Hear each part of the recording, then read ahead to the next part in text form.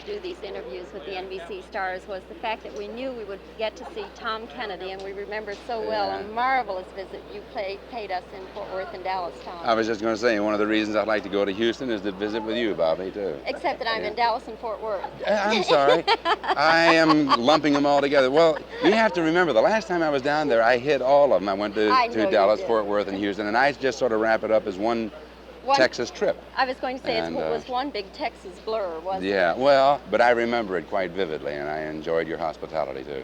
How many years now have you been doing You Don't Say? 6.5.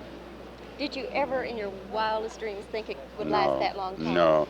I was beginning to wonder if a show ever went beyond 13 weeks, because every show I'd been connected with previous to this seemed to last for maybe 13 or 26 weeks, and then I went on to another. And I was beginning to wonder if there was such an animal. But yes, Virginia, there is a Santa Claus. Yeah. Is it beginning to wear thin for you, Tom? Oh, no. Oh, heck no. I have as much gusto myself for that show as the first day we went on the air. Because, Bobbie, every day is a new challenge, and new things are said, new things are done. And although we have some of our stars repeating, coming back for maybe the second or third time, when they look at that name and they try to come up with clues, the clues are all new and fresh and different. Consequently, it's a new show every day. Among your celebrity guests, who are the most memorable ones for you, Tom? Well, the first guy who pops into mind is Barry Sullivan, just as a for instance.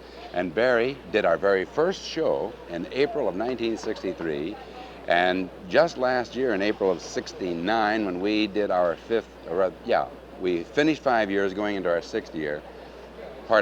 Finished our 6th year going into our 7th year. Barry was back for our anniversary weekend. He was beautiful all over again. Mike Landon is another.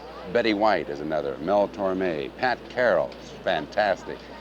Those are the only ones that pop into mind. I'm sure there are many others that are equally fantastic, but they're suppose bright. one of the reasons, Tom, that the show has endured so long, and I don't, be modest about this, but you're a very appealing guy, and this enthusiasm you have, and you're fun, and you're easy to take.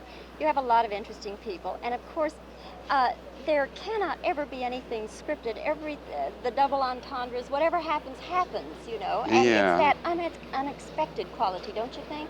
Definitely. Oh, yes, that's exactly what I'm talking about. That's what makes it exciting. You never know from day to day what's going to happen. And some pretty outlandish things do happen, too, Yes. Some of which we can talk about, others we can't. I can give you one. You want to hear one? I'd love to. Mike Landon was playing the game once, and all of a sudden I heard a commotion in the live audience, and I didn't know what was going on. All of a sudden, looming from behind one of the cameras came Lorne Greene, all dressed up as Paul Cartwright, and came out and he says, "I told you, son, not to be on television. It hasn't been invented yet," and walked off. And the whole, it was quite unexpected, and that also happens from time to time. That's what makes it fun. Tom, you ought to write a book. No kidding. I should. I'm going to have to make notes and sit down sometime and think about all the things that have happened, because I think it would make a pretty interesting book. I was reading that you're doing some summer stock around. Yes. I'm leaving tomorrow to go back to Michigan to do There's a Girl in My Soup. And last year I did Tunnel of Love. The year before that I did Odd Couple, and I love it. I'm so hammy you can't believe it. What role did you do in Odd Couple? I did the slob, Oscar. Oh, I was the sloppiest Oscar you ever want to see, and did I enjoy it. It was great.